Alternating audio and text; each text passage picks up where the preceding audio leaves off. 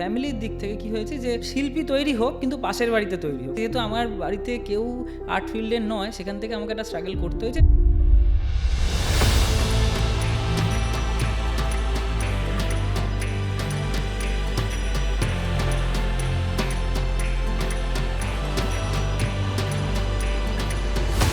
মানুষকে একটা পাথওয়ে বানিয়ে দিচ্ছি যে মানুষকে ওই রাস্তার মধ্যে দিয়ে গিয়ে গিয়ে এতটুকু আমি দেখাবো, এতটুকু আমি দেখাবো না। পুজো বা এই ধরনের পাবলিক আর্টের ক্ষেত্রে এটা একমাত্র সম্ভব, কিন্তু এটা কিন্তু ওই শুটিং বা সেটের কাজে এটা হয় না। সেটের ক্ষেত্রে কি হয়, আমরা অ্যাক্টার্সদের দেখছি অ্যান্ড ব্যাকগ্রাউন্ডে সেটটা আছে। দুর্গাপুজোর ক্ষেত্রে যেটা হয়, আমার সেটটাই কিন্তু একটা মেন জায়গা। ব্যাপারটা কি, রবি বর্মা না একটা সমুদ্রের মতো, যিনি এতগুলো গুণ যার মধ্যে আছেন তাকে তো এত সহজে চেনা যায় না।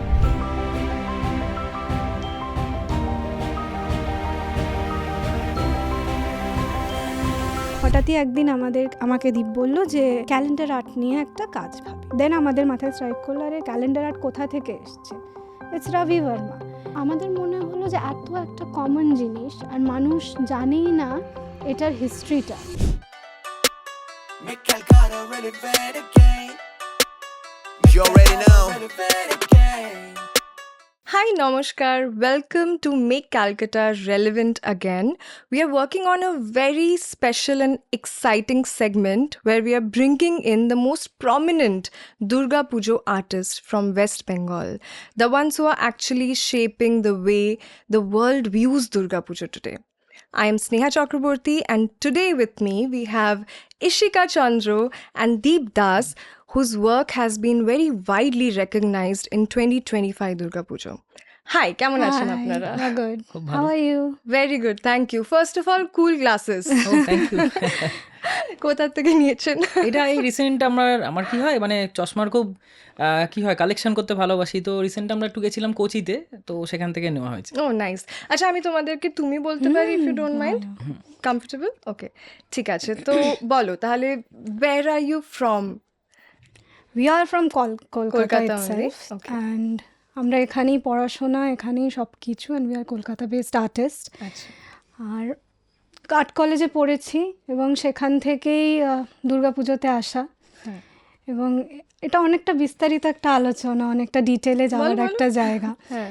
সো কলেজে পড়েছি এবং ছবি আঁকার প্রতি তো প্রথম থেকেই একটা ছোটোবেলা থেকেই একটা ভালো লাগা ছিল, তো সেখান থেকেই আর্ট কলেজে আসা। এবং আমার দুর্গাপুজোতে যদি আমার জার্নির কথা তুমি বলো, আমি ছোট থেকে যেটা দেখেছি, যেহেতু আমার বাবা দাদু আমরা ফিল্ম ব্যাকগ্রাউন্ড থেকে আসছি, তারা আর্ট ডিরেক্টর্স, তো ছোটোবেলা থেকেই না ওই জিনিসটা ভীষণ ভিতরে কাজ করতো, ওই যে সাজানো। এবং আমার দাদুকে আমি দেখেছি ছোট থেকে, আমাদের বাড়িতে একটা ছোটো মন্দির ছিল এবং ওই ঠাকুরকে শাড়ি পরানো, ঠাকুরের সব কিছু সাজানো। তো কোথাও গিয়ে ওটা ব্যাক অফ দি মাইন্ড আমার ছিল যে আমার ভীষণ ভালো লাগতো ঠাকুরকে সাজাতে। তো আই গেস সেখান থেকেই হয়তো ওই দুর্গা পুজোতে আসা এবং মায়ের মণ্ডপ সাজানো। তো এইখান থেকে আমার জার্নিটা স্টার্ট হয়। আচ্ছা, মানে তুমি ছোট থেকেই জানতে ভেতরে হ্যাঁ, কোথাও না মানে কোথাও ছিল কোথাও না যে কোথাও কি এটা ছিল, মানে connection এটা একটা এখন form? আমি বুঝতে পারি অনেকটাই। ছোটবেলায় তো আমরা এতটাও বুঝতে পারি না, বাট এখন এসে আমার খুব মনে হয় যে ওই কানেকশনটা হঠাৎ করে হয়নি, ইট ওয়াজ অলওয়েজ দেয়ার। ওকে, এটা নিয়ে আমার অনেক কোয়েশ্চেন্স আছে, কিন্তু ওর আগে দীপ তুমি বলো, তুমি কি এখানেই কলকাতায় বড় হ্যাঁ, আমি হয়েছো? এখানেই বড় আচ্ছা। হয়েছি। আমি ছোটবেলা আমার কেটেছে আসামে, তো তারপর আমি চলে আসামে? আসি এখানে। হ্যাঁ, কোথায়? আসামে পাণ্ডুতে। হ্যাঁ, ও, ওটা হচ্ছে। আমি দিগবয় থেকে, দিগবয় ও, জানো? আচ্ছা, আচ্ছা, ওইখানে মানে আমার 11-12 ওইখানে করেছি। আচ্ছা আচ্ছা। না, আমি তার আগে খুব অনেক ভালো ছোট বয়সেই জায়গা। চলে এসেছি, কিন্তু আচ্ছা। আমার মানে একদম ছোটবেলাটা কেটেছে আসামে। তো আচ্ছা। তারপরে আমার এখানে চলে আসা, এবং এখানে এসে নর্মাল আমার ব্যাকগ্রাউন্ডে কেউ কিন্তু এই মানে ছবি আঁকা বা এই নিয়ে আছে এরকম কেউ নেই, হুম। কিন্তু আমার ছোটবেলা থেকে একটা ইচ্ছা হচ্ছে, এই ছবি আঁকাটা আমার ভীষণভাবে টাচ করে যেত ছোট থেকে। আচ্ছা। তো পড়াশোনার কারণে বলো বা আমার সবসময় কী হচ্ছে, আমি বিকম করেছি। এবার বিকমে কী হয়, আমি বারবার চেষ্টা করেছি যে বিকমটা না করে আমি আর্ট কলেজে যাই, কিন্তু কোনো না কোনোভাবে সেই কানেকশানটা ঠিক হচ্ছিল না। এবং ওই যেটা বলছিলাম যে কি হয়, মানে ভালো রেজাল্ট হয়ে যাওয়াটা না একরকম, আবার মানে আমার ক্ষেত্রে খুব চাপের ব্যাপার হয়ে গেছে, কারণ জানি। আমি কিছুতেই ওই আর্ট কলেজের দিকে যেতে পারছি না। আমাকে খালি এটা ভালো হচ্ছে তো নেক্সট তুমি এটা করো, এরকম করে করে বিকম কমপ্লিট করার পর যখন আমি ভাবলাম যে এমবিএ করব, যখন বাড়ি থেকে বলা হচ্ছে যে হ্যাঁ তুমি ওইদিকে যাও, তখন আমার খুব মনে হলো যে না, এইবার আমাকে যদি এখানে পজ আমি না দিই তাহলে আমি আমার নিজেকে হারিয়ে ফেলবো। তো সেই সময় আমি ওইটাকে ডিসকন্টিনিউ করে আমি আর্ট কলেজে এলাম। এবং তারপরে আর্ট কোথায়? কলেজে, কোন art college? গভর্নমেন্ট আর্ট কলেজে। আচ্ছা। হ্যাঁ, তো সেখানে এসে নতুন একটা পরিবেশ, এবং আমার তার আগে যে খুব বেশি ধারণা ছিল সেরকম নয় যে আর্ট কলেজে কীভাবে কী হয়, কারণ অনেকে আমি দেখেছি আমি যখন ভর্তি হই তারা পুরো রেডি হয়ে এসছে, মানে প্রায় 4-5 বছর তারা পরীক্ষা দিয়েছে, চান্স পায়নি, তারপরে করতে করতে তারা একদম ওয়েল প্রিপেয়ার্ড হয়ে এসছে। তো আমি যখন গেছি আমি তখন বিকম করে আমার মনে হচ্ছে যে এবং সেখানে পড়াশোনাটা সম্পূর্ণ আলাদা রকম, সেখানে তো আর ওই শুধু পড়াশোনা নিয়ে না, সেখানে বিভিন্ন জিনিস নিয়ে আলোচনা হয়, সেখানে নেচার স্টাডি হচ্ছে, সেখানে মডেল স্টাডি হচ্ছে। তো আমার কাছে বেশ নতুন লেগেছিল এটা। তো আস্তে আস্তে সেই জায়গাটাকে আমি নিজের মতো করে নিলাম, এবং একটা মজার ব্যাপার হচ্ছে আমি এই আর্ট কলেজে যাওয়ার আগে থেকে যখন আমি বিকম করি তখনই কিন্তু আমি পুজোর কাজটা করি। হ্যাঁ, মানে আমি হয়তো নিজের ব্যানারে বা নিজের নামে করছি না, কিন্তু আমি বিভিন্ন মানুষকে অ্যাসিস্ট করতাম এবং আমি খুব পুজো দেখতাম। এটা কলেজে যখন তুমি যখন বিকম করছিলে করছি, হ্যাঁ, তখন মানে থেকে? আমার কি আমার পুজোর সঙ্গে আমার টাচটা কিন্তু অনেক দিনের আগে থেকে। তখন আমি আর্ট কলেজেও পড়ি না, এবং আমি অনেক মানুষকে অ্যাসিস্ট করেছি, এবং আমি খুব, যেটা আমার এখন মনে হয় খুব ভালো, সেটা হচ্ছে আমি অনেক পুজো দেখেছি। হ্যাঁ, আমি অনেক ছোট থেকে সেই লাইন দিয়ে দিয়ে সারা রাত ঘুরে ঘুরে কত পুজো সেগুলো আমি দেখেছি, সেগুলো কোথাও গিয়ে এখন আমার কাজে লাগে। আমার মনে হয় যে আমি এটা তো কোথাও দেখেছি, মানে বা এটা তোমার এক ধরনের স্কুলিং হয়ে গেছিল, হ্যাঁ, তাই না? হ্যাঁ, এটা আমি, এডুকেশন সিস্টেম একটা। এবং আমার কি হয়, দুর্গাপুজোর। আমার তো বন্ধু বান্ধব সবাই এটার প্রতি তো সবার ঝোঁক থাকে না। তো কেউ কেউ বলছে না আজকে আর যাবো না, আমি বললাম ঠিক আছে তাহলে তোরা যাস না, আমি ঘুরে আসি বলে আমি একাও এরকম হয়েছে সারা রাত ঘুরেছি, সব প্যান্ডেল দেখেছি। তো এরকম করতে করতে যখন আমি আর্ট কলেজে পড়ি তখনই 2015-তে আমি প্রথম একটা কাজ করি। তখন অলরেডি আমি আর্ট কলেজের স্টুডেন্ট, এবং ভাবলাম যে একবার একটা কাজটা শুরু করা যাক। তো সেই শুরু, এবং তারপরে প্রত্যেক বছর আজ অবধি প্রতিটা বছর একটা করে দুটো করে কাজ আমরা করে এসেছি। এবং এখন আমরা ওই যেটা ইশিকা বললো, আমরা আর্ট ডিরেকশন করি স্টুডিওতে, কিন্তু আমার কি মনে হয় যে আমরা ছবি আঁকার ক্ষেত্রে যেই ভাঙাচোরাটা করতে পারি, যেই একটা মানে আমার যেরকম মনে হচ্ছে আমি একটা শেপ দিচ্ছি, এবং আমি সবচেয়ে বড় কথা মানুষকে একটা পাথওয়ে বানিয়ে দিচ্ছি, যে মানুষকে ওই রাস্তার মধ্যে দিয়ে গিয়ে এতটুকু আমি দেখাবো, এতটুকু আমি দেখাবো না। এইটা কিন্তু খুব মানে এই পুজো বা এই ধরনের পাবলিক আর্টের ক্ষেত্রে এটা একমাত্র সম্ভব, কিন্তু এটা কিন্তু ওই শুটিং বা সেটের কাজে এটা হয় না, কারণ সেটে তোমরা খেয়াল করবে, দেখবে সেটে কখনো সিলিং দেখা যায় না। এমন একটা মিডিয়াম যার কোনো মানে ম্যাক্সিমাম ক্ষেত্রে আমরা দেখেছি যে কোনো সেটে বা সিনেমায় সিলিংটা দেখানো হয় না, কারণ সিলিংটা তৈরি হয় না।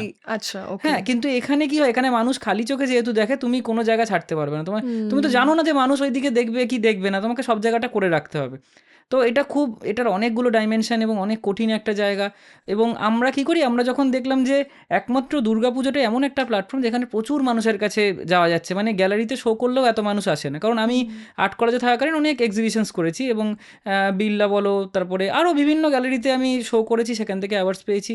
সেটা একরকম তৃপ্তি দিয়েছে মনে, কিন্তু আমার খালি মনে হয়েছে যে আরও মানুষের কাছে পৌঁছাতে হবে। আমি একটা জিনিস জিজ্ঞেস করতে চাই, যে স্টোরিটা তোমার শুনলাম এটা খুব ইজি মনে হলো, যে হ্যাঁ ঠিক আছে, স্কাল্পচার আর্টিস্ট ছিলাম, আমিও পড়াশোনা করতাম, সেট ডিজাইনিং করেছি, তারপরে কিন্তু অ্যাকচুয়ালি তো অমনি হবে না, হয়তো অনেকটাই স্ট্রাগল করা হয়েছে। ওই স্টোরিটা কি, মানে ওই জার্নিটা কিভাবে হয় একটা এই আর্টিস্টের পার্টটা আমি জন্য? ফেস করেছি আমার ফ্যামিলির দিক থেকে। কি হয়েছে যে তারা না খুব একটা এই ব্যাপারটা খুব ইজি, মানে জিনিসটা হচ্ছে যে আচ্ছা তুই বিকম না করে আর্ট কলেজে যাবি, ঠিক আছে যা, কিন্তু ব্যাপারটা কিন্তু নিজের রিস্কে যা, কারণ কি হয় আমাদের একটা ব্যাপার আছে যে শিল্পী তৈরি হোক কিন্তু পাশের বাড়িতে তৈরি হোক, নিজের বাড়িতে যেন না তৈরি হয়।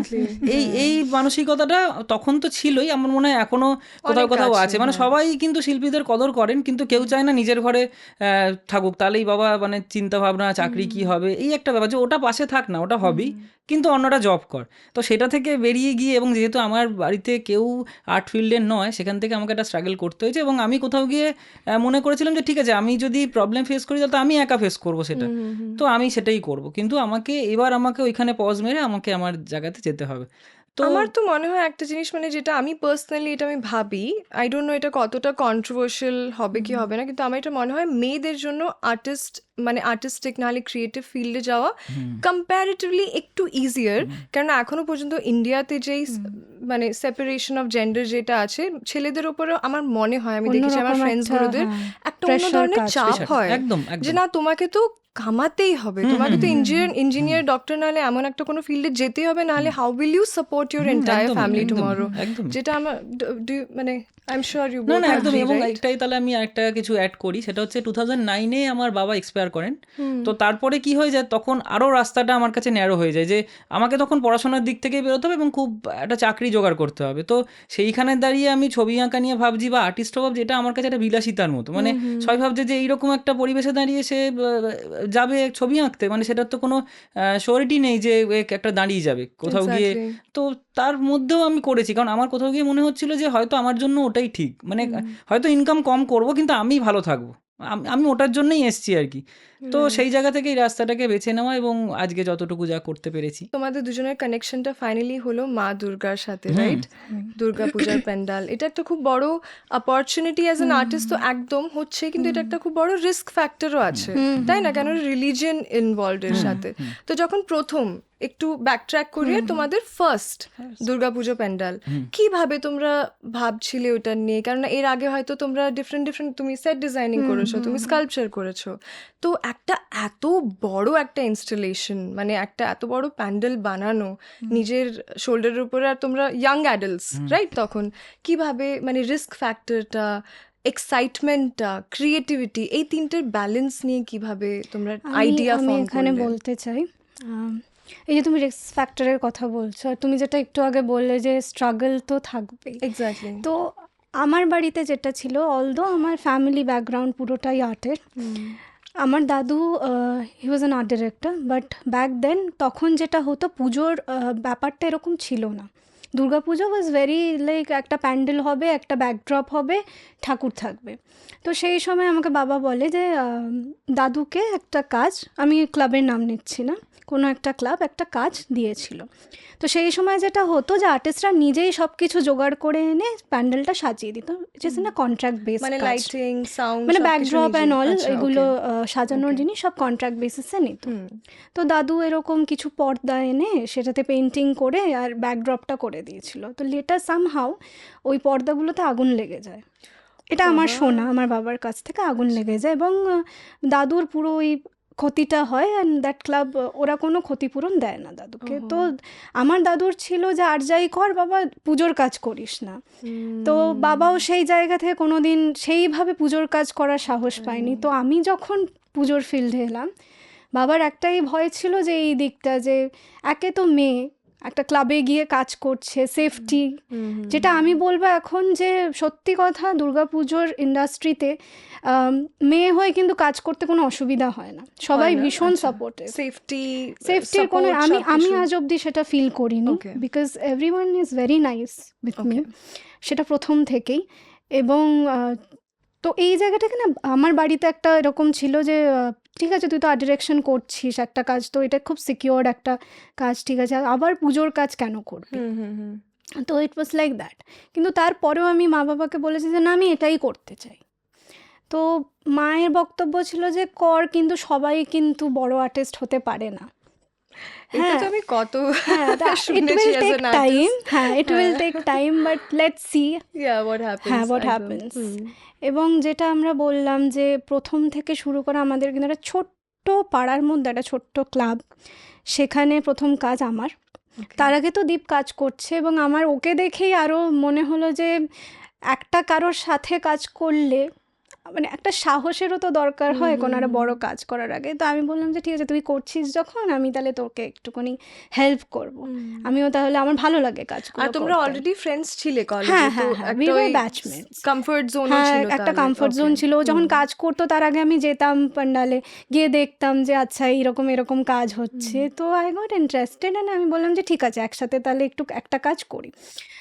তো ও আমাকে নিয়ে গেল, আমার মনে আছে সে আমরা একটা ছোট্ট গ্যারাজ ছিল, আর তখন আমাদেরকে ওই কন্ট্রাক্ট বেসিসে বলেছে তোমাদেরকে এটা করে দিতে হবে। তো আমরা নিজেরাই সব কিছু কিনে এনে, আমার মনে হচ্ছে পুতুল বানাচ্ছিলাম, একটা ছোট্ট গ্যারাজ স্পেস, সেখানে একটা গাড়ি রাখা আছে, গাড়ির পাশে জাস্ট এইটুকু একটা space, there was no fan, nothing, আমরা দুজনে বসে ওই পুতুলগুলো রেডি করছি। তো ওইটা আমার ফার্স্ট ডে আমার ভীষণ মনে আছে, যে কোথা থেকে আমরা কাজটা শুরু করেছিলাম, আজকে আমরা কোথায় দাঁড়িয়ে আছি, এটা একটা ড্রাস্টিক চেঞ্জ। আর এটা কত বছর আগে? এটা হলো 2017, রাইট? 2017। ও নট ব্যাড, তাহলে তোমরা অনেক জলদি কিন্তু সাকসেসের ল্যাডারে, অ্যাকচুয়ালি বিকজ অনেক স্ট্রাগল জেনারেলি না, মানে বাট দ্যাটস গ্রেট। কি পুতুল? আমরা প্রথম একটা কাজ করেছিলাম তখন মধুবনী নিয়ে, আচ্ছা, মধুবনী আর্টের উপরে, বিকজ একটা ছোট প্যান্ডেল ছিল, ওরা বললো যে তোমরা একটু করে দাও। তো আমরা ভাবলাম যে ঠিক আছে মধুবনী, বাট কেন মধুবনী না, গল্পটা এরকম ছিল যে সীতার বিয়ে, সেই সময় সীতার বিয়ের জন্য রাজা দশরথ মধুবনী আটটা সেখানে করিয়েছিল। তো ওই একটা জায়গা থেকে আমরা কাজটা করেছিলাম। তো আমরা অনেক ছোট ছোট পুতুল বানিয়েছিলাম। তার মধ্যে আমাদের যত আর্ট কলেজের বন্ধুরা ছিল তারা সবাই ওই কাজগুলো, আমরা সবাই একসাথে মানে আজ পর্যন্ত আমরা কিন্তু সবাই একসাথেই কাজটা করি। Wow! আর তুমি ভাবো ওইখান থেকে একদম। 2025-এ Yeah. এশিয়ান পেইন্টসের অ্যাওয়ার্ড উইন করা মানে কি, মানে একটা দারুণ ব্যাপার। এইটা- congratulations to you both by the way. Thank you That's a এইটা আমার wonderful খুব মনে win. হয়েছে কেন হয়েছে, কারণ আমরা না যখন ওই কাজটা করি ওটা তো খুব মানে ধরো খুব সহজ, এখন আমার কাছে খুব সহজ এবং খুব ছোট একটা কাজ, মানে ছোট বলতে তোমার আকারে নয়, কিন্তু মানে একটা জায়গা ভরিয়ে দাও এরকম একটা দায়িত্ব দিয়েছে যে তোমরা কিছু একটা করে দাও। হ্যাঁ, খুব সিরিয়াস কিছু নয়, কিন্তু তোমরা একটা করে দাও। তো তখনও কিন্তু আমরা ওই ম্যাটারটাকে খুব সিরিয়াস নিয়েছি এবং আমরা রাত দিন জেগে আজও এখনো অবধি আমরা যেমন রাত জেগে একটা বড় মানে প্রজেক্ট এখনো করি। যেটা আমাদের কাছে ইম্পর্টেন্ট, যতটা ইম্পর্টেন্ট এই বড় ক্লাবের কাজ করা, সেই সময় ওই ক্লাবের কাজ করাটাও আমাদের কাছে এক্স্যাক্টলি সেম ইম্পর্টেন্ট। আমার মনে হয় এই ডেডিকেশনটার জন্যই হয়তো মানুষের চোখে আমরা এসছি এবং আমাদের মনে হয়েছে তারাও ভেবেছে যে না, দেওয়া যেতে পারে। কারণ দেখো, ক্লাব এমন একটা অর্গানাইজেশন, এরকম কিন্তু আর কিছু নেই যে তোমাকে না জেনে না শুনে তোমাকে অতগুলো টাকা দেয় যে তুমি একটা কিছু করো। এটা কিন্তু সত্যি কথা বলতে হবে যে আমরা মানে ভীষণ থ্যাঙ্কফুল যে ক্লাবের কাছে যে আমাদেরকে একটা বাজেট দিয়ে দেওয়া হয় এবং বলে যে তুমি তোমার মতো করে জায়গাটাকে সাজাও।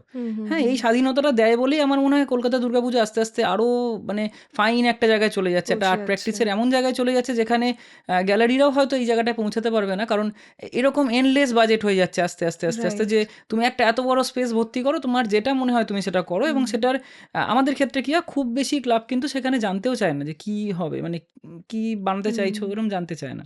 কিন্তু তোমরা এটা অলরেডি প্রুভও করে দিয়েছো, হ্যাঁ, মানে এইটাই। এতবার তোমরা প্রুভ করেছো যে কি আর ক্লাবকে মানে বেশি দেখারও দরকার, দে নো যে কি হ্যাঁ কিন্তু যদি কিন্তু দীপার কোথাও স্বীকার করছো গিয়ে- তো খুব ভালো করবে। কোথাও গিয়ে for মনে sure. হয় যে তারাও তো একটা মানে কষ্ট করে সারা বছর একটা প্ল্যান করে সেই ফান্ডটা তুলে আমাদের হাতে দিচ্ছে, এবং For sure. আমরা সবসময় মাথায় রেখি যে এই ফান্ডটা কষ্ট করে তারা তুলে দিয়েছে, তার জন্য এক একটা কয়েন, এক একটা মানে টাকার হিসাব আমরা রাখি এবং সেটা প্রপার কাজে লাগাই। তো আমরা এইভাবেই কাজটা করি, তো তাতেই মনে হয় এগোচ্ছে। আচ্ছা, I want to talk about তোমাদের রিসার্চ। আমি একটা জায়গায় পড়লাম যে তোমরা 2 বছর রিসার্চ করেছো 2025। একটু বলো না মানে কিভাবে প্রসেসটা শুরু হয়? এটা একটা আইডিয়া প্রথমে ফর্ম হয় না প্রথমে তোমরা রিসার্চ করো তারপরে চুজ করো যে না এই আইডিয়াটা নিই, না প্রথমেই একটা আইডিয়া তোমরা বানিয়ে now that will talk about this, তারপরে ওইটার উপর রিসার্চ করো? অ্যাকচুয়ালি দেখো, আমাদের এখন যেটা হয় যে আমরা প্রতিনিয়ত বই পড়ি। আমাদের একটা হ্যাবিট আছে যে বইমেলা হলেই বইমেলায় যেতে হবে এবং সেখান থেকে এক গাদা বই খরচা করে আমরা কিনবো পকেট ফাঁকা করে, তারপরে সে বইগুলো এনে আমরা ঘাঁটতে থাকি। তো সারা বছর তো কিছু না কিছু চলছে। এবার চলতে চলতে আমাদের হঠাৎই একদিন আমাকে দীপ বলল যে ক্যালেন্ডার আর্ট নিয়ে একটা কাজ ভাবি। তো I was like okay, calendar art, but calendar art নিয়ে কি, যেহেতু ক্যালেন্ডারে আমরা ভগবান দেবী দেবতাদের ছবি দেখি, আর ও যেটা বললো যে আমাদের প্রত্যেকটা কাজকে না মা দুর্গার সাথে কানেক্ট করতে হবে, কারণ দুর্গা পুজো, তুমি দুর্গা পুজোর বাইরে গিয়ে কোনো কাজ করতে পারবো না যেটা দুর্গাকে রিলেটই করছে না। তো আমি ভাবলাম যে ঠিক আছে, but how will you connect Durga? তো রিসার্চ করতে করতে দেন আমাদের মাথায় স্ট্রাইক করলো, আরে ক্যালেন্ডার আর্ট কোথা থেকে এসছে? It's Rabi Varma. বিকজ আমরা সবাই রবি বর্মার সরস্বতী, লক্ষ্মী, মানে আমরা রবি বর্মাকে চিনি না চিনি, আমরা সরস্বতী আর লক্ষ্মীকে কিন্তু চিনি। থ্রু হিজ আইস হ্যাঁ, মানে উনি তুমি বানিয়েছেন। এটা এই যে বলছো একজন মাছ যে বিক্রি করছে বা মাছ আলি, যে তুমি হয়তো তার ঘরেও দেখবে একটা লক্ষ্মীর রবি ছবি বর্মার আছে। art আছে। হ্যাঁ, তো ইটস ভেরি কমন। তো আমাদের মনে হলো যে এত একটা কমন জিনিস আর মানুষ জানেই না এটার হিস্ট্রিটা। তো এই যে দেবী দেবতাকে একটা মানুষ ফেস দিল, সেই মানুষটার গল্পটা বলা খুব জরুরি। রাইট। তো আমরা ঘাঁটতে ঘাঁটতে দেখলাম যে ওনার লক্ষ্মী সরস্বতী এত ফেমাস, আদার ভগবানের ছবি কিন্তু আমরা অত দেখি না। তুমি মিউজিয়ামে যাও কি লক্ষ্মী বিলাস প্যালেসে যাচ্ছ, যারা জানে ওনার ব্যাপারে তারা হয়তো জানে, but other than common people তারা কিন্তু ওই লক্ষ্মী সরস্বতীর বাইরে কিন্তু কাউকে চেনে না। আর রিসার্চ করতে গিয়ে এটাও দেখলাম যে দুর্গাও খুব কম, দুর্গার উপর অত পপুলার নয় ওনার দুর্গা। আমরা একটা দুর্গা পেয়েছিলাম, but that was not very popular. তো আমরা ভাবলাম যে ওয়াই নট প্রজেক্ট হিম। তো আমাদের কাছে এটা ভীষণ চ্যালেঞ্জিং ছিল, বিকজ কলকাতায় বসে রবি বর্মাকে নিয়ে রিসার্চ করা, বিকজ কলকাতার মানুষ রবি বর্মাকে নিয়ে এখনও অবধি ভাবে জানে না। না? আচ্ছা। তো আমরা ভাবলাম যে ঠিক আছে, তাহলে আমাদেরকে সে যেখানে জন্মেছে সেখানে যেতে হবে। হ্যাঁ। মানে ইট ওয়াজ র্যান্ডম, মানে আমাদের কাছে আচ্ছা যেতে হবে, মানে আমরা ভাবিও নি যে আচ্ছা গিয়ে আমরা এত বড় একটা রিসার্চ কি করে করব, সেই প্ল্যানিংটা এখনো তখন হয়নি, কিন্তু আমাদের মনে ভীষণ ইচ্ছা যে আমরা যাব, মানুষটার ব্যাপারে জানতে হবে। তো we spoke about it with the club and Pratapaditya was very supporting. ওরা বললো যে হ্যাঁ হ্যাঁ নিশ্চয়ই তোমাদের যেতেই হবে, না হলে হবে না। এবং তার আগে একটা পড়াশোনা চলছিল, বাট কি হয় শুধু বই পড়ে না তুমি একটা রিসার্চ কোনোদিনও করতে পারবে না, একটা তোমাকে practical knowledge হ্যাঁ খুব তোমাকে তো সেই দরকার। জায়গাটা ভিজিট করতে হবে প্রথমত, তার ছবি সামনে থেকে দেখতে হবে, নাহলে তুমি তার ব্যাপারে কথা কি করে বলবে? তুমি যার ব্যাপারে কথা বলছো তুমি তার ছবি কোনোদিন সামনে থেকে দেখোনি। তো আমরা ডিসাইড করলাম, তো আমাদের বলে ঠিক আছে তোমাদের সব ব্যবস্থা আমরা করে দিচ্ছি, তোমরা যাও। Pune? No, it's in Kerala, Trivandrum. Oh okay. Actually it's in Kilimanoor, Trivandrum That's থেকে where he was born? ইয়া আচ্ছা। কিলিমানুর। ওকে। তো দ্যাট ওয়াজ 2 hours away, ঠিক আছে, ত্রিভেন্দ্রম থেকে। তো আমরা স্টে করেছিলাম ত্রিভেন্দ্রমে, যে আমরা ওখান থেকে সব জায়গাগুলো ভিজিট করব। তো প্রথম দিন আমরা গেলাম চিত্রা আর্ট গ্যালারি, ভালো করে দেখলাম, সব ছবি টবি নিলাম। ওখানে একটা লাইব্রেরি আছে, সেই লাইব্রেরির কিছু বই আমরা দেখলাম। এবং ওখানে গিয়ে তারপরে আমাদের যে হোটেলের লোকটা আছে তাকে আমরা জিজ্ঞাসা করলাম, সে বললো যে দেখো ওই প্যালেসটাতে না যেও না, কারণ ওখানে না এখন ঢুকতে দেয় না কাউকে। বিকজ আমরা দেখেছি যে তুমি এখনো গুগলে সার্চ করো, দেখবে যে ওখানে লোকজন এমনি ওটা মিউজিয়ামের মতো ঢুকে যেত। বাট সেই আমাদেরকে রিসেপশনে যে ছিল সে বলে তোমরা কিন্তু যেও না, এমনি তোমাদের ইনসাল্ট করে কিন্তু বার করে দেবে এরকম। আমি বললাম যে কেন, সেটা কেন করবে? আমাকে যদি ইনসাল্টও করে আমি যাব, একবার আমি যাব। হ্যাঁ। তো যাই হোক গাড়ি বুক করা হলো, আমরা গেলাম। অত খুঁজে খুঁজে যখন সামনে গেলাম, গিয়ে দেখছি পুরো ফাঁকা, 3-4টে গাড়ি দাঁড়িয়ে, আর একটা বড় প্যালেস হোয়াইট কালারের, মানে অন্যরকম জায়গাটা, একটা গলি দিয়ে দিয়ে ভেতরে। তো আমি গেলাম, গিয়ে নামলাম। আমি না উঠতে যাবো, এরকম একটা সিঁড়ি আছে, ঠিক আছে, সিঁড়িটা দিয়ে উঠতে যাব, দূর থেকে আমি একজনকে দেখলাম আমাকে হাত নাড়াচ্ছে যে ডোন্ট কাম, ঠিক আছে। তা আমি তাও গেলাম। সামনে কয়েকজন ওরকম বয়স্ক মহিলারা তারা ঝাড় দিচ্ছে, মানে ওদের কি হয় ওই সময়টায় একটা ফেস্টিভ্যাল হয়, সেই ফেস্টিভ্যালের সময় মানে যারা যারা ওদের ফ্যামিলির বাইরে ছিল, মানে সেই সময়টা কিন্তু ওরা কিলিমানুরে আসে, হ্যাঁ, এবং তারা ফাস্টিং করে, আর ওই সময়টা ওরা কারোর সাথে দেখা করে না, they don't meet people because they are fasting. তো আমরা বললাম যে ঠিক আছে, কাউকে মিট করতে হবে না, আমরা অন্তত একবার ভিতরে যাই, ওনার স্টুডিও স্পেসটা অন্তত দেখি, বিকজ ইটস ভেরি ইম্পর্ট্যান্ট যে উনি কোথায় ছবি আঁকতেন এটা দেখা। তো আমাদেরকে তো কেউ ঢুকতে দিচ্ছে না, এবং প্রবলেম এটা হয়ে গেছিলো যে যারা ওখানে কাজ করছে তারা না বোঝে হিন্দি, না বোঝে ইংলিশ, দে স্পিক মালয়ালম। তো এবার হচ্ছে না, কনভারসেশনও হচ্ছে না। তো আই ওয়াজ লাইক যে আমি কী করবো, আমি দাঁড়িয়ে আছি, ওরাও দাঁড়িয়ে আছে, আমাদের সাথে সৈকতও ছিল, আমাদের ঠাকুর করে, মানে ঠাকুরটা ও আমাদের সাথে করে। তো এবার আমরা তিনজনে দাঁড়িয়ে আছি, সৈকত বসু মানে প্রতিমা যিনি বানায়, ওকে, দ্য আইডল মেকার। তো এবারে আমরা দাঁড়িয়ে আছি, অ্যান্ড ফ্রম নোওয়্যার আমি বুঝতে পারলাম না কি হলো, একটা গাড়ি ওখানে ঢুকলো, অ্যান্ড ওই গাড়িটাতে একটা ফ্যামিলি এবং তার সাথে একজন লোক, এবার সে মালয়ালি। তা আমি ওনাকে রিকোয়েস্ট করলাম যে ভাইয়া প্লিজ ইনকো থোড়া সা সমঝাইয়ে কি এরকম এরকম ব্যাপার, আমরা ক্যালকাটা থেকে এসেছি, আমরা রিসার্চ করছি দুর্গাপুজো নিয়ে। তো উনি আমাদেরকে বলেন দেখুন ওরা ফাস্টিং করছে, ওরা এই টাইমে কাউকে ঢুকতে দেয় না, একটা কাজ করুন, আপনি ভার্মা সাহেবের সাথে একবার কন্ট্যাক্ট করার চেষ্টা করুন। তো এই ভার্মা সাহেব হচ্ছে রামা ভার্মা তাম্পুরান, ও এখন যেটা ওই প্যালেসের পুরো দায়িত্বটা ওনার ঘাড়ে, উনি পুরোটাই, তো উনি দেখছেন সব কিছু। তো আমি বললাম যে আমার তো ওনার নাম্বার নেই আমার কাছে। তো উনি বললো যে ঠিক আছে আমি ট্রাই করছি ওনার অ্যাসিস্ট্যান্টকে ফোন করার, ও এসে তোমাদের সাথে কিছু কথা বলে, বাট দেখা তোমাদের সাথে কারোর হবে না, ওরা কারোর সাথে এখন দেখা করে না, বারবারই এক কথা। তো দূর থেকে দেখলাম যে ওনার অ্যাসিস্ট্যান্ট আসছে, সেও এসে একটু রেগে মেগে না না এখন দেখা করা যাবে না, এখন ওরা কারোর সাথে দেখা করে না। আমি বলছি না না প্লিজ, এই করে করে আধ ঘন্টা 1 ঘন্টা কাটলো। আর তারপরে হঠাৎ চলে যাব অলমোস্ট, আমি তো দাঁড়িয়ে আছি, দূর থেকে দেখছি স্টুডিওটাকে, ঢুকতে পারছি না, আস্তে করে দেখলাম রামা ভার্মা ওখান থেকে নেমে আসছে। অ্যান্ড হি ওয়াজ লাইক যে আমি খুব পছন্দ করি যারা এরকম রিসার্চ করে, কিন্তু আমি এখন তোমাদেরকে সময় দিতে পারবো না, তোমরা এতক্ষণ দাঁড়িয়ে আছো তাই জন্য আমি এসছি। And he was very like down to earth, মানে ওনাকে দেখলে না মনেই হবে না উনি একটা রয়্যাল ফ্যামিলির কেউ, এত ভালো একজন মানুষ। উনি আমাকে বললেন যে ঠিক আছে তোমরা দেখো, আমি তোমাদের সাথে কিন্তু এখন কোনো টাইম স্পেন্ড করতে পারবো না, আদারওয়াইজ আমার খুব ভালো লাগে যারা রিসার্চ করে, আমি তাদের সাথে কথা বলতে ভীষণ ভালোবাসি, বলে আমাদেরকে নিয়ে গেল। কি হলো কে জানে, উনি আমাদেরকে পুরো প্যালেসটা ঘোরালেন, পুরো ট্যুর দিলেন, হ্যাঁ পুরো সব কিছু বললেন। মানে ওইটা না একটা দৈবিক ব্যাপার যেটা আমাদের সাথে ঘটে গেছে, মানে যেখানে আমাদের মনে হয়েছিল আমাদের কোনো চান্স নেই, সেখানে এত কিছু হয়ে যাওয়া।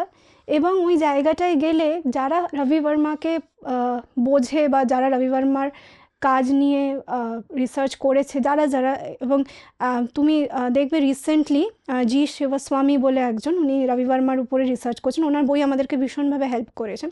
উনিও আমার সাথে সেম কথাটা শেয়ার করেছেন যে ওখানে একটা দৈবিক কিছু আছে যেটা তোমাকে না খুব হেল্প করবে, যদি তুমি ওনার ব্যাপারে রিসার্চ করতে চাও, জানতে চাও, তোমাকে সেটা হেল্প করে এগিয়ে যেতে সেটা নিয়ে।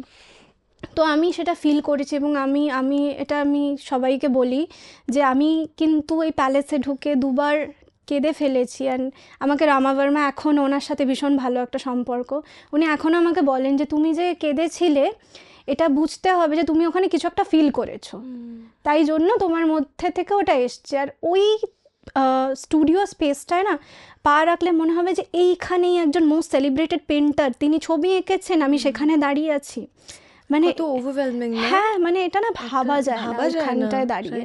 এবং উনি এত ভালো করে আমাদের বোঝাচ্ছিলেন, মানে স্টুডিও স্পেসে নিয়ে গিয়ে বলছেন যে এখানেই উনি সরস্বতীটা এঁকেছেন, বা এখানেই উনি ওই পেন্টিংটা এঁকেছেন, ওই কর্নারটা এরকম নাম দিয়ে দিয়ে বলছে যখন। এবার আমাদের মাথায় তো ছবিগুলো আমরা জানি, তো মনে হচ্ছে যেন কেউ একটা আঁকছে ওখানে। এবং সত্যি কথা ওখানে না মানে কিছু একটা এমন পজিটিভ কিছু আছে না, মানে বেসিক্যালি উনি মানে একজন সিঙ্গার, খুব ভালো উনি গান করেন। তো উনি আমাদের একটা গানও শোনান, ওনার মানে রবি বর্মার একটা পেন্টিংয়ে নিয়ে একটা গান তৈরি হয়েছে, তো এটা শ্লোকের মতো করে উনি সেই গানটা আমাদেরকে শোনান। এবং যখন সেই গানটা হচ্ছে, উনি যখন ওই সিঁড়িটায় বসে গাইছেন, তখন কোথা থেকে একটা খুব জোরে হাওয়া এসে না ওই যে দরজাটা বন্ধ ছিল ধাম করে পড়ে গেল, মানে খালি মনে হচ্ছে যে কেউ একটা ওখানে আছেন যিনি চাইছেন যে তার কথা বলা হোক, মানে যারা ওনার ব্যাপারে জানতে চাইবেন তাকে উনি না খুব আদর করে যেন গল্পটা বলাবে।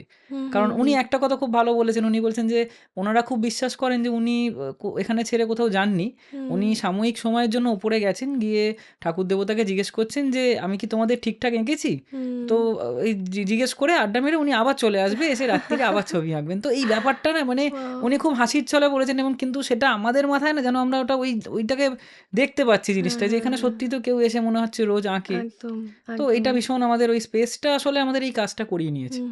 এবং ওই প্যালেসের পাশে উনি একটা গ্যালারি তৈরি করেন, উনি যে ছিলেন ওই গ্যালারিতে ওনার ছবি থাকবে, এবং সেখানে দেশ বিদেশ থেকে আর্টিস্টরা আসবে, সেখানে প্র্যাকটিস করবে, শুধু যারা ছবি আঁকে তারা নয়, যারা মিউজিক প্র্যাকটিস করে, কারণ ওনার ফ্যামিলিতে উনি ছবি আঁকতেন, আর রামা ভার্মা যেরকম মিউজিকে, মানে এটা ভীষণ একটা অদ্ভুত কালচারাল ফ্যামিলি যেখানে ছবি আঁকা মিউজিক এগুলো ভীষণ একটা ইম্পর্ট্যান্ট পার্ট। তো উনি ওটা চেয়েছিলেন, এবং ওনার কন্ট্রিবিউশনটা বলতে গেলে বলতে হয় যে উনি চেয়েছিলেন যে মিউজিয়ামস হোক, গ্যালারি হোক, যাতে ইন্ডিয়া স্টুডেন্টসরা তারা যেন ভালো ভালো ছবি দেখতে পায়। আচ্ছা, হ্যাঁ, কারণ ছবি কিন্তু অ্যাক্সেসিবল ছিল না সেই সময় দাঁড়িয়ে, শুধু এলিট ক্লাসরাই ভালো ছবি দেখতো বা ভালো ছবি আঁকাতে পারতো, নর্মাল লোকেরা কোথায় ছবি দেখছে। হি ইজ দ্য রিজন আমাদের কাছে প্রিন্টিং প্রেস একদম যে এসেছে। আর বাড়িতে ওর আগে কখনো ভগবানের ফটো ছিলই না, লোকেরা নিজে বানিয়ে পুজো করতো উইথ পাথর আর ক্লে। সবাইকে তো সেই মূর্তি পুজো মানে মন্দিরে ঢোকার অনুমতি কিন্তু সবার ছিল না, সবাই বাইরে থেকেই দেখতো যে আচ্ছা ভিতরে ঠাকুর আছে। ওনার জন্য সবার কাছে ভগবানের অ্যাক্সেস আছে, রাইট? এটা খুব বড়, মানে I don't think he is, মানে আমি শুধু আর্টিস্টের ক্যাটাগরিতে রাজা রবি বর্মাকে রাখতে পারি না। আমার মনে হয় ওনার মাধ্যমে ওনার থ্রুতে আরো অনেক কিছু হয়েছে অনেক কিছু হয়েছে তো, হয়েছে একদম। Right, actually। অনেক কিছু নতুন ইনোভেশন, নতুন আমরা অ্যাক্সেস পেয়েছি। হুম। না হলে আমরা মানে আমার জন্য মা দুর্গা, মা সরস্বতী যে পিকচারটা আছে, ইটস হিজ ওয়ার্ক, একদমই ইটস তাই। His art work, right? How beautiful. এবং আর যেটা তুমি ওটা ধরো এক্সপিরিয়েন্স করতে পারলে, ওনার একদম। বাড়িতে গিয়ে ফার্স্ট হ্যান্ড একটা প্রাইমারি এক্সপিরিয়েন্স করা, এটা একটা দারুণ ব্যাপার। এবং এটা যেটা একটা ধরো blessing। লিমিটেড ছিল কিছু কয়েকটা মানুষের কাছে, ধরো একটা একটা কাস্টের কাছে হয়তো ওটা তারাই শুধু অ্যাক্সেস পাবে, সেইখান থেকে Right. উনি বেরিয়ে গিয়ে তাদের সঙ্গে প্রায় একরকম ঝামেলা করে উনি কিন্তু সবার হ্যাঁ, জন্য, হ্যাঁ, হ্যাঁ। যে ভগবানকে কি করে একটা কয়েকজন মানুষের সম্পত্তি হতে পারে, ভগবান তো সবার।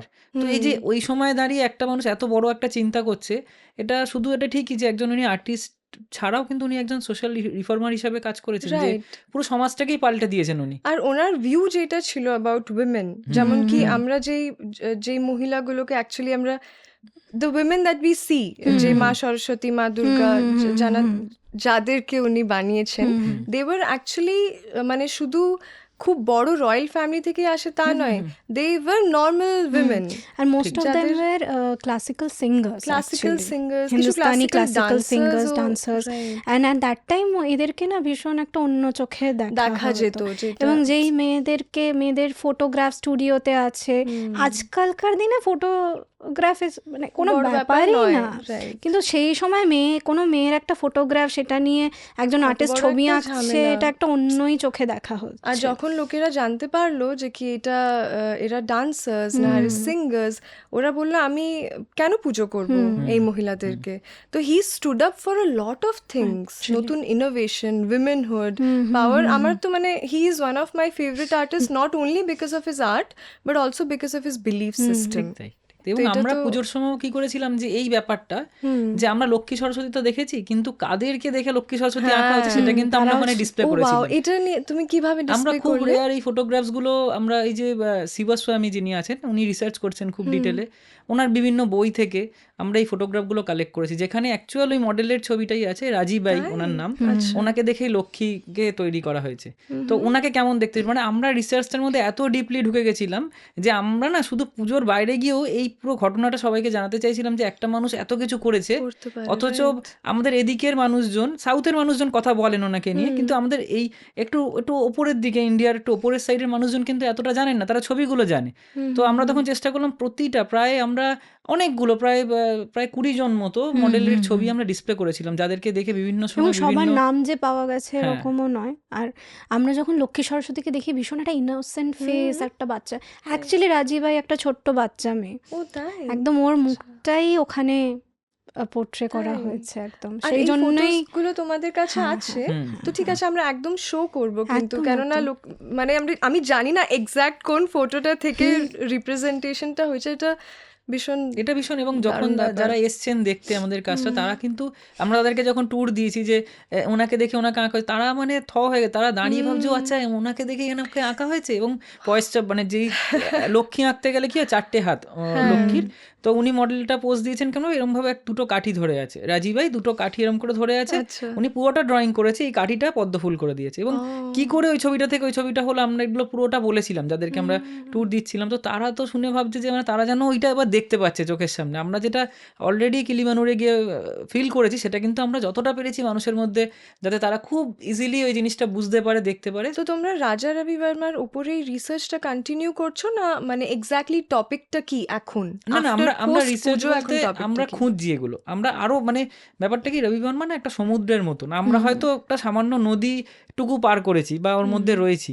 ওনাকে জানতে গেলে না ওনাকে নিয়ে চর্চাটা কন্টিনিউ চালিয়ে যেতে হবে, কারণ উনি এমন একজন মানুষ ছিলেন, উনি কিন্তু শুধুমাত্র একজন আর্টিস্ট নয়, উনি ওনার বাড়িতে রীতিমতো কথাকলির চর্চা হতো, একটা নাট্যশালা বলে একটা স্পেস ছিল, তো উনি কিন্তু ডান্সটাও জানতেন, উনি কবিতা লিখতে পারতেন, উনি গান করতে পারতেন। তো একটা মানুষ যিনি এতগুলো গুণ যার মধ্যে আছেন, তাকে তো এত সহজে চেনা যায় না, বোঝা যাবে না, তো right. তাকে জানতে গেলে তার জীবনটা বাঁচতে হবে, তাকে নিয়ে চর্চা করতে হবে। তো আমরা ওইগুলোর মধ্যেই আছি, এবং ওনাকে নিয়ে আরও 2টো বই বেরোবে রিসেন্ট, তো তাতে আরও ইন্টারেস্টিং জিনিস মানুষে জানতে পারবে। যে ওনার একটা মজার জিনিস আমরা জানতে মানে পড়তে জেনেছি, সেটা হচ্ছে উনি যে ছবিতে গাছের খুব ইউজ করেছেন, যে কোনো একজন মহিলা একটা গাছের তলায় বসে আছেন, বা কোনো দেবতা একটা গাছের নিচে তপস্যা করছেন, তো ওই গাছগুলো উনি কিন্তু এমনি আঁকেননি, ওই গাছগুলো আঁকার সঙ্গে ওই ক্যারেক্টারের একটা লিঙ্ক আছে, মানে কোনো Connection একটা গাছ আঁকা মানে সেই গাছটা মানে হয়তো ইমোশনের লিঙ্ক আছে। ইমোশনের এই প্রতীক। গাছটা ভালোবাসাকে ডিনোট করছে, এই গাছটা দুঃখকে ডিনোট করছে।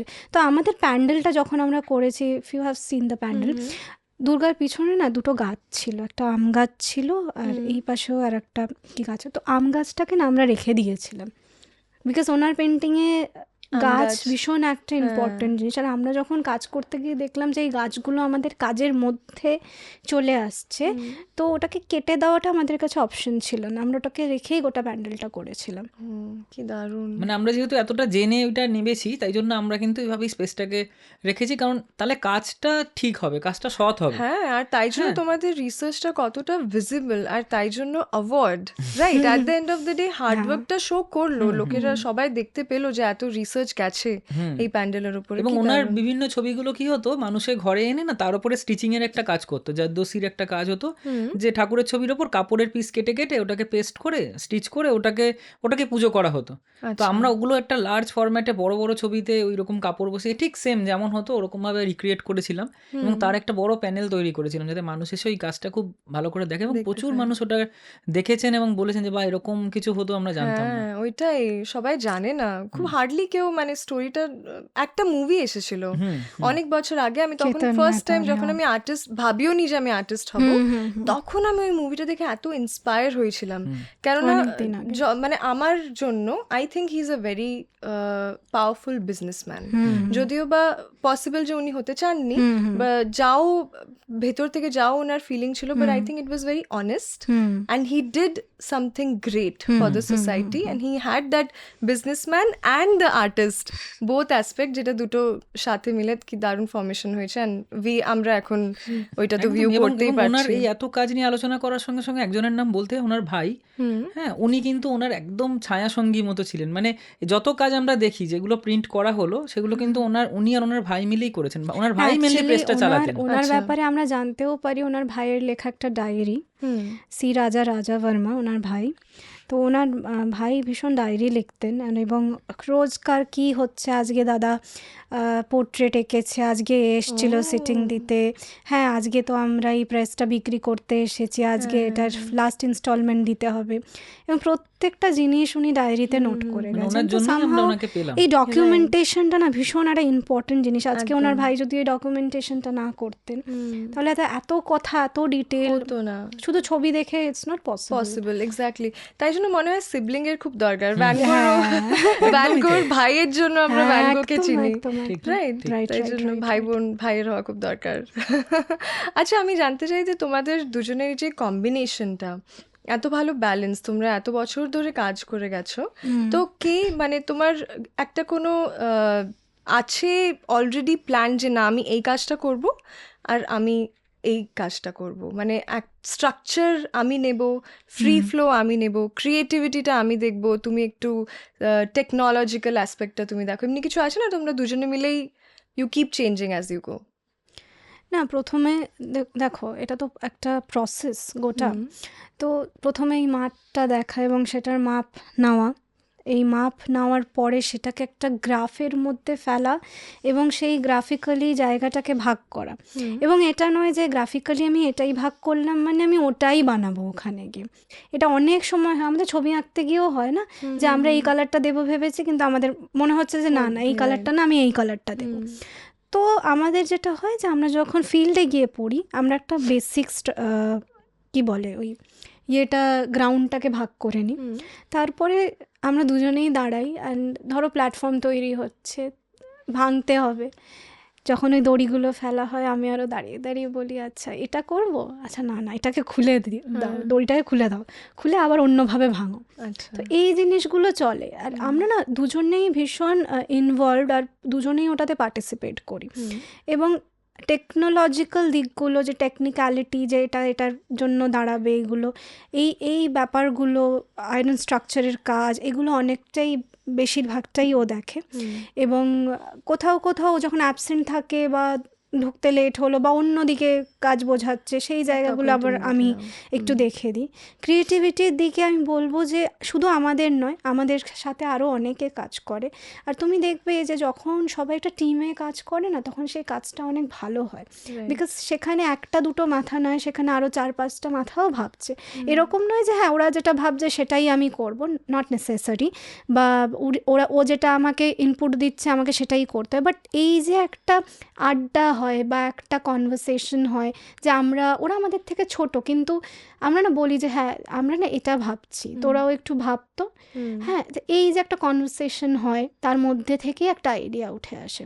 হ্যাঁ, তো ওরা অনেক তারপরে কিছু কোয়েশ্চেন্স করতে পারে হ্যাঁ, যে না এটা ঠিক লাগছে না, না, একটু না। ভেবে দেখো, এবং এটা খুব ক্রিয়েটিভ দরকার। জায়গাটা না কোনোদিনও আমার মনে হয় না যে সবসময় একা কারোর মাথার থেকে বেরোনোটা একদম, সম্ভব। right. এবং এই যে ও বললো যে একটা পুজোর প্যান্ডেলে এই সিলিং আছে, এই খাঁজটাতেও লোকে দেখবে, এই লোকে ঢুকছে, কেউ হয়তো ঘুরেও তাকাতে পারে যেতে পিছন পারে, দিকে। একদম। হ্যাঁ, মানে আমরা যখন এই প্যান্ডেলটা তৈরি করতে গিয়ে আমরা বলছি যে এটা দিয়ে যখন লোকে এখানে দাঁড়িয়ে এই ঠাকুরটা দেখবে, হ্যাঁ, তাহলে এই লোকটা তো তোমার পিছনের ওয়ালটাও দেখছে, তাহলে এই ওয়ালটাতেও তো আমাকে কিছু একটা ভাবতে হবে, ওটাকে ব্ল্যাঙ্ক স্পেস রাখতে পারি না, কিছু তো থাকতে হবে, নট নেসেসারি একটা কোনো কাজই থাকলো। তো যখন আমরা প্যান্ডেলের ওই জায়গাটা থেকে ঢুকছি, আমরা ওখানে না একটা এরকম গ্রিল বসানো আছে, ওর শ্যাডোটাই আবার তোমার প্ল্যাটফর্মে ফেলা আছে, তো কোথাও গিয়ে না এটা একটা ব্রেক দেয়। ওকে, তো এই যে কি বলবো, স্ট্রাকচার বাই স্ট্রাকচার আমরা যখন ভাবি, তখন এগুলো হয়ে যায়। কেউ একটা গ্রিলটা সামনে দিয়ে নিয়ে চলে যাচ্ছে, আমাদের মনে হলো আচ্ছা এই গ্রিলটা তো এর হ্যাঁ। পিছনে হলেই ভালো হতো। Wow. তো হ্যাঁ, এগুলো হয়। এই যে হ্যাঁ। আমরা আসলে না ভীষণ টাইম স্পেন্ড করি ওই জায়গাটার মধ্যে, এটা ভীষণভাবে দরকার। কতজন আছে তোমার টিমের মধ্যে এখন? টিমের মধ্যে আমাদের দেখো অনেকেই মানে আছে। কোর যদি বলো, মানে যাদের সঙ্গে আমরা খুব প্রথম থেকে আলোচনা করি, সেরকম হলো ধরো 6-7 জন আছি আমরা। আচ্ছা, মানে যারা হয়তো জানে কি হচ্ছে। বাকি ধরো আমরা যখন কাজ করি আস্তে আস্তে মানুষ অ্যাড হয়ে একটা বড় টিম হয়ে যায়। কিন্তু এই 6-7 জন কিন্তু আমরা জানি যে আমরা এটা দিয়ে এগোচ্ছি, আমরা এটা ভেবেছি, তোরা কিন্তু, আর আমরা প্রথমেই সবাইকে এরকম পুরোটা বলে দিই না, তাহলে কি হয় ঘেঁটে যাবে। আমরা একটা ছোট্ট গল্প বলি যে আমরা এইটুকু ভেবেছি, হয়তো আমরা আরো অনেকটা করে ফেলেছি, কিন্তু আমরা ওদেরকে ওইটুকু বলি, তাতে ওরা ওইটুকু জায়গায় এক্সপ্লোর করে যে আর কি কি করা যেতে পারে। হ্যাঁ, তো তারপরে আমরা যখন আরো এগোই, তখন হয়তো এরকমও হয়েছে যে না না না ওইটা না করবো না, এবার আবার তোরা এটা নিয়ে ভাব, মানে এরকমও হয়েছে। তো আমরা এইটা খুব মজা করে আমরা একটা স্পেসের মধ্যে বসি, আমরা আলোচনা করি, সেখানে আরো অন্য কিছু নিয়েও আলোচনা হয়, তার মধ্যে আমাদের এই পুজো নিয়েও আলোচনা হয়। তো মানে তোমাদের ইন্সপিরেশন কমিউনিকেশন থেকেও আসে, হ্যাঁ, right? একদম একদম, একদম। হ্যাঁ, মানে একটা এটা দেখো যে দরকার। কোনো ভালো কাজ, ভালো আর্টওয়ার্ক কিন্তু আড্ডা থেকেই উঠে এসছে, মানে খুব জরুরি একটা একটা একটা আড্ডা। হ্যাঁ, সেখানে বিভিন্ন জিনিস নিয়ে আলোচনা হচ্ছে, সেখানে পলিটিক্স নিয়ে আলোচনা হচ্ছে, সেখানে পাশের বাড়িতে কি হয়েছে সেটাও বলছে, তো সব হচ্ছে, হতে হতে ওখান থেকেই কোথাও গিয়ে আমরা একটা শেপ পেয়ে যাই যে কীরকম হতে চলেছে জায়গাটা। আর আমরা সবার আগে যেটা শুরু করি সেটা হচ্ছে মাঠে আমরা একটা ছবি আঁকি, ওই যেটা আমরা যখন প্রথম দড়িটা ফেলি ওটা কিন্তু আমাদের ছবি আঁকা, মানে আচ্ছা, কাগজে যেমন পেন্সিল দিয়ে আঁকে, আমরা ওরকম মাঠে ওই বাঁশের খোঁটা থেকে ওখানে দড়ি এরকম করে করে করে আমরা ওভারঅল একটা ছবি এঁকে ফেলি, এবং সেটা আমরা বুঝতে পারি ফাইনালে কেমন দেখতে লাগবে। এটা হয়তো আমাদের একটা কোনো একটা ক্ষমতা সেটা আর্টিস্টদের থাকে যে তারা দেখতে পায়, একদম। তারা আর সময়ের আগে দেখতে experience ও পায়। তো, হ্যাঁ, এত তো বছরের কিভাবে experience। মানুষ, এবং আমি এরকম অনেক সময় হয়েছে লাইন টেনেছি, তারপরে আমি নিজে হাঁটছি ওর মধ্যে, এবার লোকে আমাকে ভাবছে পাগল হয়ে গেছে হ্যাঁ, মানে বাসের তখন মধ্যে ওই দিয়ে। প্ল্যাটফর্মটা হয়নি, হ্যাঁ, কিন্তু just আমি ওই যে এরকম একবার হেঁটে দড়িটা। নিলাম না, আমি কিন্তু বুঝে গেলাম যে এখান থেকে কোথায় লোক কি ঢুকবে, হবে। মানে Right. জার্নিটা করে নেওয়া। এইটা right. এইটা একটা হয়। হ্যাঁ, ভেরি ইন্টারেস্টিং। আমি আরেকটা কাজের নিয়ে জিজ্ঞেস করতে চাই, শপথ যেটা হয়েছিল 2024-এ, ওইটা নিয়ে একটু বলো। দেখো ওই কাজটা আমরা করেছিলাম এই প্রতাপাদিত্য রোডেই করেছিলাম কাজটা। শপথ বলতে এখানে আমরা স্বপথ মানে নিজের রাস্তা, হ্যাঁ, এরকম একটা কনসেপ্টে কাজ করেছিলাম, কারণ আমরা ওইটাও একটা রিসার্চ প্রজেক্ট ছিল। তো সেখানে আমরা দেখেছিলাম যে এই পিলগ্রিম রোড বলে একটা রাস্তা খুব পুরোনো দিনে কলকাতায় ছিল, যেটা কালীঘাট থেকে চিৎপুরে কানেক্ট করতো, একমাত্র রাস্তা কলকাতা শহরের, এবং সেখান থেকে বহু তীর্থযাত্রী হেঁটে হেঁটে ওই চিৎপুরের মাকে দেখতে যেতেন। হ্যাঁ, এবং মজার ব্যাপার, চিত্তেশ্বরী যিনি আছেন উনি আসলে চিতে ডাকাত বলে একজন ডাকাত, উনি পুজো করতেন, এবং সবাই ভাবতো যে ডাকাত পুজো করছে, কারণ তো কী হয়, কালী ঠাকুরই হয়। পরে যখন অনেক দিন পরে যখন আবিষ্কার হয়েছে মূর্তিটা, তখন দেখা গেছে দুর্গা ঠাকুর উনি। তো একজন ডাকাত দুর্গার পুজো করছেন, এবং ওটাই হচ্ছে একমাত্র, মানে একমাত্র বলবো না, কলকাতা শহরের প্রথম দুর্গাদের মধ্যে একজন কিন্তু মা চিত্তেশ্বরী। তো তাই? কোথাও গিয়ে কালীঘাট চিত্তেশ্বরীকে কানেক্ট করছে, তো সেই রাস্তাটা স্টোরিটা আমরা কালীঘাটেই করেছিলাম, যেখানে মানে এই কালীঘাটের কালীমা এবং ওখানে দুর্গা ঠাকুর এই দুজন কানেক্ট হয়ে যাচ্ছে শুধু এই স্পেসটার জন্য। তো আমরা এই রাস্তাটার ইতিহাসটা ওখানে তুলে ধরেছিলাম এবং বিভিন্ন ম্যাপ আমরা ইউজ করেছিলাম, ওগুলো বিভিন্ন জায়গায় কালেক্ট করেছিলাম যে তখনকার দিনের ওই চিতপুরের রাস্তাটা কেমন ছিল। হ্যাঁ, তো তার ধারে আশেপাশে কি কি হতো, কত মানুষ হেঁটে যাচ্ছে কন্টিনিউ ওই রাস্তাটার ওপর দিয়ে, যেটা আজ হয়তো নেই, কিন্তু সেখান থেকে ভাবতে পারছো মানে কত মানুষ হেঁটে গেছে। হ্যাঁ, আর কোনো রাস্তা নেই। এবং এই চিতপুরের পাশে যে আদি গঙ্গাটা বইতো, সেখান থেকে কিন্তু রামপ্রসাদ যিনি ছিলেন, উনি গান করতে করতে হালি শহরে যেতেন।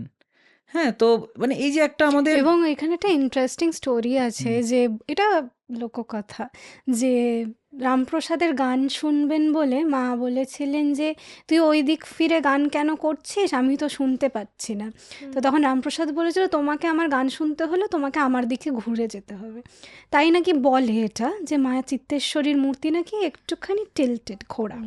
মানে এটা একটা লোককথা বা মাইথোলজি যাই বলে থাকো। তো ওই একটা পিকচারও আমাদের ওই কাজটার মধ্যে ছিল, যেখানে রামপ্রসাদ ওই গঙ্গায় গান গাইতে গাইতে যাচ্ছেন, এবং মন্দিরটা এখনও আছে, এখনও লোকে চাইলে ভিজিট করতে পারে।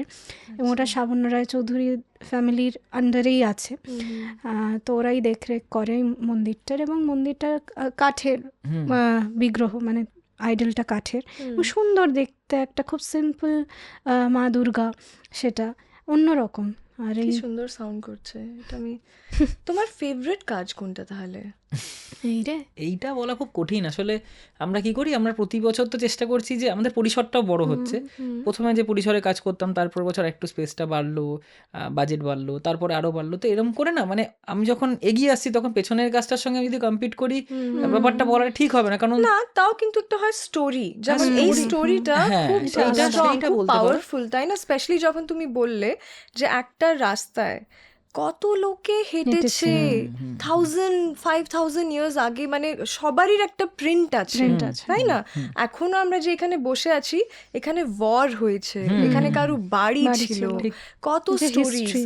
তো এই স্টোরিটা অ্যাকচুয়ালি মোটেও লাইট নয়, না, যত একদমই ডিপ নয়। যাওয়া যায় এটা খুব একদম, দারুণ এবং আমরা story। এটাতে অনেক ডিপ গেছিলাম, কারণ আমরা না সামনে একটা বড় পান্থপাদপ একটা গাছ বানিয়েছিলাম, কিছুটা কলা গাছের মতো দেখতে, কিন্তু বলা হতো এই পান্থপাদপ গাছটা কি হতো, যখন পথিকরা হেঁটে যেত, যখন জল তেষ্টা পেত, ওই গাছের পাতাটা ধরে টানলে ওখান থেকে জল পড়তো। অ্যাকচুয়ালি গাছটা তো হ্যাঁ, জল গাছটা কিন্তু store অ্যাকচুয়ালি করে। আছে, কিন্তু আমরা অনেকেই জানি না পান্থপাদপ বলে একটা গাছ আছে, পুরো কলা গাছের মতো, যার পাতাগুলো এরকম দু সাইডে হয়।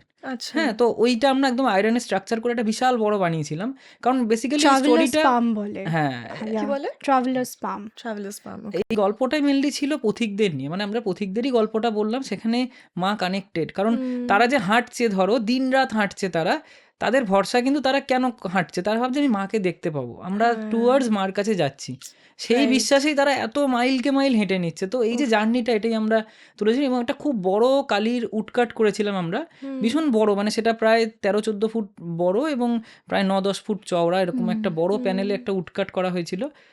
সেটা ছিল ওখানে, এবং আরও বিভিন্ন হিস্টোরিক্যাল জিনিস আমরা যেগুলো পেয়েছিলাম এই রিসার্চটা করতে গিয়ে, সেগুলো আমরা ডিসপ্লে করেছিলাম ওখানে। আমি জানি না তোমাদের এটা মনে হয় কিনা, কিন্তু আমার এখন ডেফিনেটলি মনে হচ্ছে তোমাদের দুজনের ওপরে না একটা ব্লেসিং আছে মা দুর্গার। Actually তোমরা যে এত ছোট ছোট ইন্টিগ্রেট জিনিস, যেটা জেনারেলি আমরা ভাবিও না, এর ওপরে তোমরা রিসার্চ করার লাক্সারি আর প্রিভিলেজটা পাচ্ছ। কত লোকে পায়, আর কত আর্টিস্টই বা এটা করতে পারে। তো এটা কিছু আই এম শিওর একটা ব্লেসিং এবং আছে। এই কাজটা করার সময় শাবন্য রায়চৌধুরীর যে এখন যিনি আছেন প্রবাল রায়চৌধুরী, ওনার সাথেও আমরা এটা নিয়ে ডিসকাস করি। উনি খুব ভালো একজন মানুষ, উনি একজন টিচার, প্রফেসর, উনি পড়ান, এবং ওনার কাছে এত বইয়ের কালেকশন। আমরা তো বাড়িতে গেলে আমার এত লোভ লাগে ওনার লাইব্রেরিতে ঢুকলে, আর আমি জিজ্ঞাসা করি যে এই বইটা, ওই বইটা, হ্যাঁ, আর উনি বলেন যে জানো না আমার থেকে কত লোকে কত বই নিয়ে চলে গেছে। আর বই এমন জিনিস, এমন একটা দেখবে আমরা না ওটাকে ঠিক আছে কাউকে দিলাম, বাট কেউ যদি সেটা ফেরত না দেয় না, মানে হ্যাঁ, একটু খুব মনে লাগে না? হয় যে হ্যাঁ, কি কেন, Right. মানে বই ভীষণ একটা ইম্পর্টেন্ট জিনিস। একদম। তো উনি আমাদের ভীষণ হেল্প করেছেন এই মানে আমরা ক্ষেত্রে। কি হয়, সবসময় কারোর সঙ্গে কথা বলছি, কোথাও যাচ্ছি, আমাদের খোঁজটা কিন্তু একদিকেই থাকে। এবং একটা জিনিস যেটা তুমি বললে না যে আমাদের উপর মায়ের কৃপা আছে, এটা ঠিকই, বিকজ এই শপথটা করার পরেই মানে মা, আমি জানি না, হয়তো চেয়েছিলেন আমরা এই পরের ঠিক বছরই মানে কাজটা শেষ করি আমরা বৈষ্ণোদেবী ট্রিপটা করি অ্যান্ড এবং অ্যাকচুয়াল হাঁটাটা কাকে বলে সেটা মানে আমরা আমরা না ওই জার্নিটা যেটা আমরা ওখানে দেখিয়েছি আমরা নিজেরা ফিল করতে পেরেছি বিকজ আমরা একদিনে বৈষ্ণোদেবী উঠেছি এবং নেমেছি, আচ্ছা ঠিক আছে, আগে ভোরবেলায় একদিনেই 5টা তোমরা একদিনে উঠে এবং নেমেছি। যখন ওই হাঁটছি দুদিন লেগেছিল। তখন বুঝতে পারছি যে ওই যে মানে স্টোরিটা আমরা ওই যেটা যে করে এলাম একটা জার্নি এটা না ফিল করতে হয়, মানে তখন আরো যেন আমি ওই শপথের কাজটাকে তখন ফিল করতে এবং পারছি আমি বলতে যে- চাইছি এই কাজটার একটা আমরা কি করি প্রতিটা প্রজেক্টেরই আমরা করে একটা গান লেখাই, গান তৈরি করি। পার্টিকুলার এই শপথের গানটা যদি কেউ একবার শোনে, হ্যাঁ তুমি আমি তোমাকেও বলবো যে শোনো, তুমি ফিল করবে যে গানটার মধ্যে কিছু একটা আছে, এবং যখনই লো ফিল হবে যদি তুমি এই গানটা শোনো তুমি বুঝতে পারবে যে গানটার মধ্যে কত পজিটিভিটি আছে। হ্যাঁ আমি একদম শুনছি, হ্যাঁ, for এটা খুব sure, মজার। এবং আজকেই শুনছি এবং আমি। আমাদের এটাও বলতে হবে, আমাদের যে মিউজিকের টিমটা আছে যারা লেখে এবং আকাশ, গানটা বানায় ইমন, তারা কিন্তু ভীষণ এই ব্যাপারটা খুব সিরিয়াস, এবং তাদের সঙ্গে আমাদের প্রথম থেকে কথা হয় যে আমরা এটা নিয়ে ভাবছি, তোরা কিন্তু এটা নিয়ে লেখ। এবার দিনরাত লেখা হচ্ছে, 4-5টা লেখা হয়েছে, পছন্দ অনেকবার হচ্ছে না, এটা চলে, হ্যাঁ, খুব বসা ভালো। হয় গান নিয়ে। খুব ভালো, আমার তো খুব ভালো লাগছে। আমার মনেই হচ্ছে না যে কি এটা বন্ধ করা উচিত, কারণ এত স্টোরিজ, আর তোমরা খুব ভালো স্টোরি টেলার, Oh, thank খুব you. ইন্টারেস্টিং লাগছে। আচ্ছা ঠিক আছে, জাস্ট বিকজ আমরা পডকাস্ট করছি আমাকে শেষ করতে হবে আনফর্চুনেটলি। তাও একটা লাস্ট কোয়েশ্চেন জিজ্ঞেস করি, যদি লেটস সে যদি তোমার এমন একটা টাইম যেখানে আর কেউ দেখছে না তোমার আর্টটা, তুমি শুধু তুমি দেখছো, আর তোমাকে যদি অপরচুনিটি দেওয়া হয় যে তুমি মা দুর্গাকে বানাবে, তোমার মা দুর্গা, কেউ কিন্তু দেখবে না কখনো, শুধু তুমিই দেখতে পারবে, তাহলে তোমার মা দুর্গা কেমন হবে? এটা দেখো, এটা বলাটা একটু চাপের, কারণ আমরা দেখো তথাকথিত যেভাবে মা দুর্গাকে বানিয়ে আসছি আমাদের মাথায় তো সেই ছবিটা থাকে, কিন্তু আমি বলতে চাই মানে মা আমার কাছে এমন মানে হতে পারে সে আমার মেয়ের মতো।